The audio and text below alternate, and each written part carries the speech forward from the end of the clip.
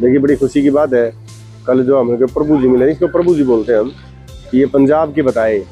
इन्होंने कल अपना नंबर दे दिया था हमको और हमने उनको घर वालों को सूचना दे दी थी। तो अब वो आज सुबह चले थे बेचारे और अब वो पहुँचे हैं और उनके एक बेटा और एक उनका रिश्तेदार लेने के लिए आए थे और अब वो लेके चले गए हैं।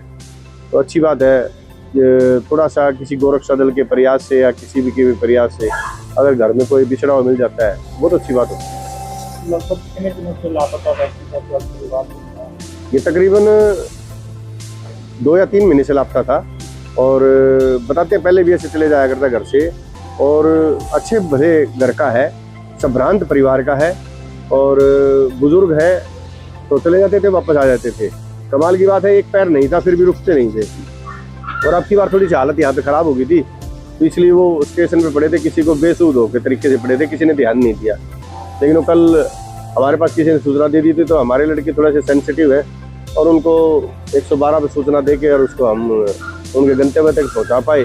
इसका हमें बेहद ही बहुत ही खुशी है, बहुत खुशी है। तो ऐसे में अब तक गोरक्षा दल कितने ऐसे परिवारों को मिलाने का काम करते हैं और आगे भी किस तरह की मुहिम जारी रहेगी? ये तो गोरक्षा दल का तो काम ये शुरू से ही है और ऐसे तकरीबन हम 40 से 50 आदमी ऐसे हैं, हम घर पे पहुँचा चुके हैं और गौ माता से प्रार्थना करते हैं कि हमारे को ये शक्ति बनाए रखें।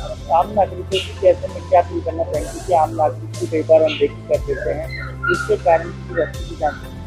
देखिए आम नागरिकों से सभी से अपील है, अगर आपको कैसे कोई भी बेसहारा ऐसे को तकलीफ दिखता है तो उसको इग्नोर ना करें, बस इग्नोर नहीं करें। आप सोचते हैं कि अगला शराब पी रहा है या कोई और है ऐसे ही पड़ा है, हो सकता है आपकी थोड़ी सी संवेदनशीलता उसको उसके परिवार तक मिला दे।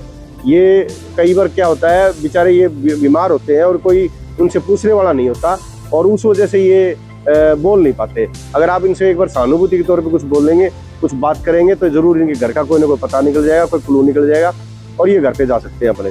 तो किसी भी अगर कोई ऐसे पड़ा है तो बस इग्नोर ना करें, संवेदनशीलता दिखाएं, यही है। देखिए कई बार परिवार की कोई मजबूरी होती है, कोई यारा प्यारा रिश्तेदार है, वो सोचते हैं अभी कोई ऐसी बात ना हो जाए भी इनका बाप तो ऐसे घूमता फिर रहा था, तो इसलिए हो सकता है उनकी वजह से थोड़ी सी उनकी संकोचपन था। तो हमने उनके संकोचपन को सिर माथे रखते हुए हमने उनकी वीडियो में आने नहीं दिया उनको, लेकिन हम उनको घर पे वो पहुंच गया है, इसके लिए हम अपने आप को तो बहुत ही खुशी महसूस करते हैं। मेरा नाम अंकित शर्मा है जी।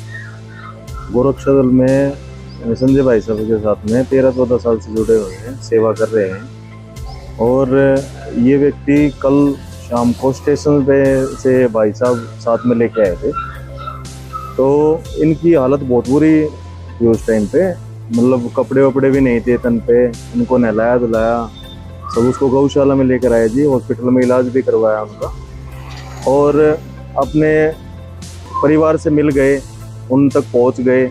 ये सबसे बड़ी सेवा है जी। तो आगे भी लगातार जारी रहेगी? हाँ जी, ये सेवाएं लगातार जारी रहेंगी। उसमें चाहे जी कुछ भी हो, कैसा भी इंसान हो। अब इनका जैसे कि आपने देखा हो, परिवार वगैरह बहुत सक्षम है, परिवार है, सभी पढ़े लिखे हैं। इन्होंने बताया भी कि हमको बिन बताए घर से निकल गए थे, ठीक है, पहले भी काफ़ी बार जा चुके हैं, लेकिन इनको ये नहीं पता था कि कहाँ गए। तो अगर कोई एक साधन की वजह से, भाई किसी के कांटेक्ट होने की वजह से उन तक पहुंच जाए, उनका परिवार मिल जाए आपस में, तो बहुत उससे बड़ी सेवा है ही नहीं। जब तक सांस है तब तक सेवा किया। हाँ।